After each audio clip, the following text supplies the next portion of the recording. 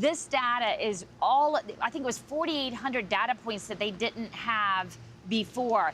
And the state was able to crunch those numbers, put it on the timeline that they were already working on. And what it did was it solidified some things they didn't know and brought a little bit clarity to us where Alec Murdaugh was in his car. One of the very important parts is when he gets to Alameda the night of the murders, 9:22 to 9:43. We now know Shelley Smith, her assertion that he was there for 20 minutes is right on, because that's how long his car was.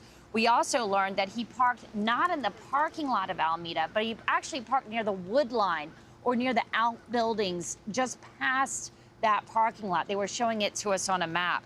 Another very important data point that we got from GM in this new this new load of information was that when he got back to Moselle in the car, we know that he arrived at 10:05:57. We know that the 911 call was at 10:06:11. That's approximately anywhere, you know, what is that, 14 to 20 seconds, a little less than 20 seconds before he That's called. not enough time for him to go to the kennel and find their bodies.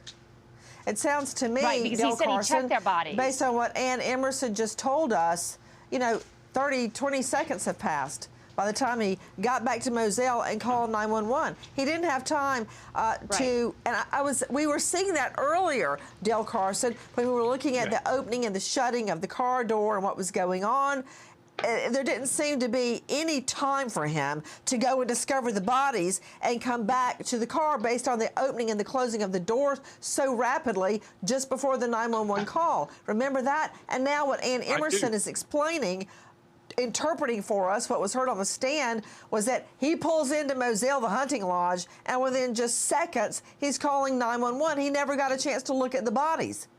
Well, the most damaging testimony that's appeared so far is that Maggie's cell phone was traveling 45 miles an hour until the same track that was taken by Alex, it was thrown out and stopped moving exactly where they found the phone.